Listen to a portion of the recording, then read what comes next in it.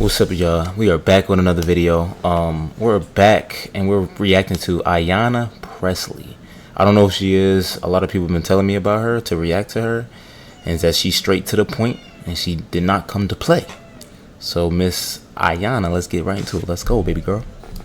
Almost walked out just on the strength of that. But the only reason why I didn't is because that is a systemic issue here in Congress and often for people who come before this committee. And if you don't have one woman in a position of leadership and authority that should be there, then that is also a problem.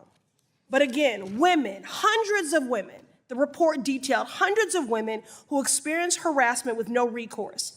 For over a decade, the FDIC, under your leadership and your predecessors, ignored them. Chair Gruenberg, in November, in fact, not that long ago, you stated that the FDIC already has, quote, appropriate policies and procedures in place, unquote. Do you now agree, and this is a yes or no question, I'm serious, do you now agree that the policies and procedures in place have been a cataclysmic failure and an affront to the many women who have been harassed, pushed out of the FDIC, and forced to change their career goals and life trajectory? They have failed, yes, Congresswoman. I have a teenage daughter, and we like to play a game called Two Truths and a Lie. So if you'll indulge me, we're going to do some variation of that right now. I want to use my platform to clarify some of this disinformation by playing a game called Fact or Fiction. Dr. Caleb, I'll say a statement, and you'll reply with just one word stating if it is fact or fiction. Let's start with this. Fact or fiction? The FDA conducted a rigorous review of extensive research on mifepristone. Correct, that's a fact. Mifepristone has been on the market for almost 24 years, and more than 100 studies have affirmed its safety since. Fact or fiction? Judges know better than public health experts if medication abortion is safe. I can't comment directly on that because the Supreme Court is currently adjudicating a case that involves it. But I am on record, and so are all of us, that it would be bad for the entire system of drug development and availability of medications in the United States if judges begin overruling the FDA as a matter of routine. Thank you. So that's fiction. The FDA, not the courts, determines the safety of drugs. Fact or fiction? Mifepristone as a form of medication abortion is safe and effective. Fact. Correct, that's fact. Research shows that less than 1% of patients experience serious side effects, posing fewer risks even than Advil or Tylenol. The facts are adding up. Mifepristone is a safe, effective, and routine form of health care that remains necessary and legal across the nation. Now, this may be a game for today's hearing, but unlike Republicans, I have no interest in playing games with people's lives. And this is gravely serious. For many, especially Black women, pregnancy and childbirth can be life-threatening. Colleagues across the aisle have waged an all-out war on diversity, equity, and inclusion. I'm not sure if it's that they just hate one aspect of it, like diversity, or if it's the combination of all three. So there's this September 5th, 2023 piece in Air and Space Force magazine, and it's titled in part, "Why Diversity Should Scare the Hell Out of Our Adversaries."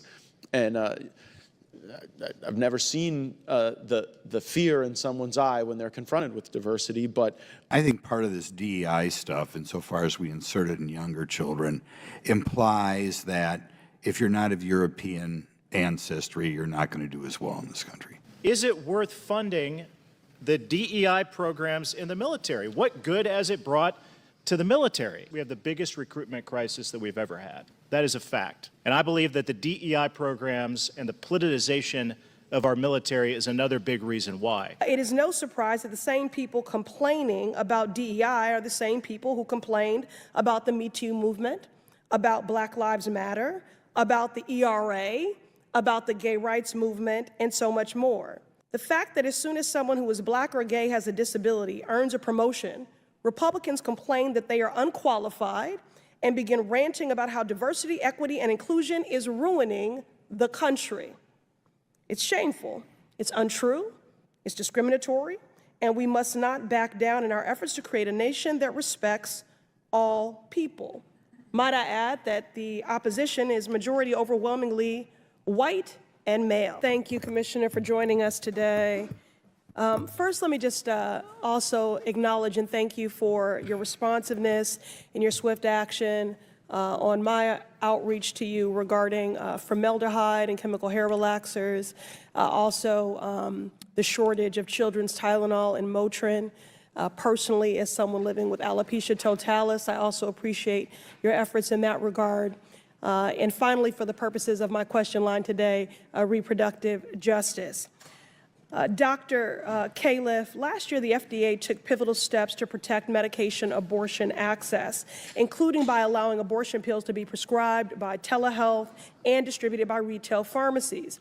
Medication abortions accounted for 63% of all abortions performed in the United States last year. If mifepristone is pulled from the market, access to routine medical care would be jeopardized for people across the country. As part of their draconian, unpopular goal for a national abortion ban, let's call it what that is, forced birth, which for many will result in forced death, Republicans continue to try to block access to medications like mifepristone by spreading baseless conspiracy theories. The fake news is rampant. Now, I know this is a shock to the far-right extremist old white men making these decisions, but there are hundreds of reasons why someone might want or need to terminate a pregnancy with medication abortion, and policymakers and judges should not be the ones making decisions for them. If Republicans and anti-abortion extremists have their way, access to mifepristone will be cut in every state, blue or red, even in my district, the Massachusetts 7th, where abortion care is legally protected. Since I've been elected to Congress, I've been proud to lead the Abortion Rights and Access Task Force under our pro-choice caucus, fighting alongside my colleagues for mifepristone access. I'll continue to fight to affirm abortion care as the fundamental human right that it is, and I urge my colleagues to do the same. Thank you, and I yield. Thank you, Mr. Chair. The work of the FDIC is paramount in supervising our banks, strengthening our financial system, finalizing important regulations like Community Reinvestment Act, Basel III, and in times of economic crisis, FDIC is even more important. It was just last year when folks in my district, the MA 7th, were constantly refreshing the agency's webpage to see if their money was safe after the failure of Silicon Valley Bank. The agency's mission is critical, and there is much work to do. Now, I had initially planned to spend this time discussing regulations and requesting updates from Chair Grunberg on the timeline for finalizing rules that stabilize our financial system. However, after reading the recent report into the FDIC's workplace, the public needs answers on the toxic culture of racial discrimination and misogyny that has taken root and festered at the FDIC. Chair Grunberg, you have failed your staff, people of every walk of life, but especially women employees who have brought their knowledge and their skills to serve at the FDIC, and you have failed the American public, who relies on the agency to work productively and to put forth policies that protect consumers from bank malfeasance. Now, I have to just consider the source here when it comes to some of the outrage from my colleagues across the aisle, because these are the same people who seek to actively defund diversity, equity, and inclusion, who denied and undermined the Me Too movement, who voted against the Violence Against Women reauthorization, and who don't want to support finally passing the Equal Rights Amendment. And that is why I am truly disgusted by the fact that you have created an opportunity for Republicans who did all of those things to advance their anti-regulation agenda and to use survivors, which I am one, of abuse as political pawns. This Republican majority has demonstrated it's out of touch with the priorities of everyday people and has focused its effort on passing legislation and budgets to undermine DEI and entrench systemic discrimination against people of color, folks with disabilities, and other marginalized groups. Republicans sought to defund the Office of Civil Rights in the Department of Education, which is essential to confronting the rise in anti-Semitism and Islamophobia impacting our students. Republicans voted to stop the hiring of DEI personnel in the military, despite evidence that it will improve military readiness. And Republicans consistently use harmful rhetoric at every opportunity to undermine the talent, knowledge, skills, and the training of professionals in every sector where DEI initiatives exist. And they often pervert, mischaracterize, and weaponize the words of Dr. Martin Luther King Jr., despite the fact that his surviving children have repeatedly asked them to cease and desist from doing so. Now, President Biden signed a historic executive order on his first day in office to take a whole-of-government approach that embodies equity in the administration's work to ensure all people benefit, not just the wealthy and well-connected. Mr. Miller, the Office of Management and Budget plays an outsized role in implementing and overseeing the executive orders on equity. Can you explain why equity is an important part of performance goals for agencies? Thank you, Congresswoman. And there was a phrase that you used that is central to explaining it, is that government should work for all Americans. So one example of something that we are doing is around accessibility associated with government services. We have many government digital websites and services where it's hard for some people, including disabled individuals, to access those government services, and we're working to improve that. Our services aren't working if they're not serving all of America. Very good. I agree. What is an example of how President Biden's executive order on equity has helped folks across the country? Well, one of the things that we have done is to broaden and discussed in this hearing the way in which we are utilizing federal financial assistance to reach more broadly into communities, to improve performance of the dollars, to make sure that community-based organizations that might otherwise not have applied for federal funds are able to access those funds and better deliver because they're closer to those in their community. That means better results, that means more efficiency, and frankly, that means less waste on useless overhead.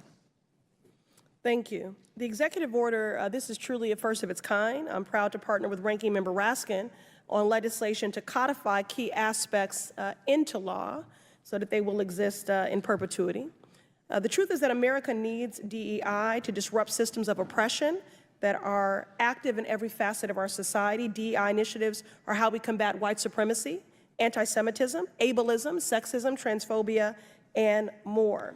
In the face of this opposition, I applaud those who are committed to doing this work, from college presidents, corporate executives, to community organizers and academic researchers, and to those who are against DEI.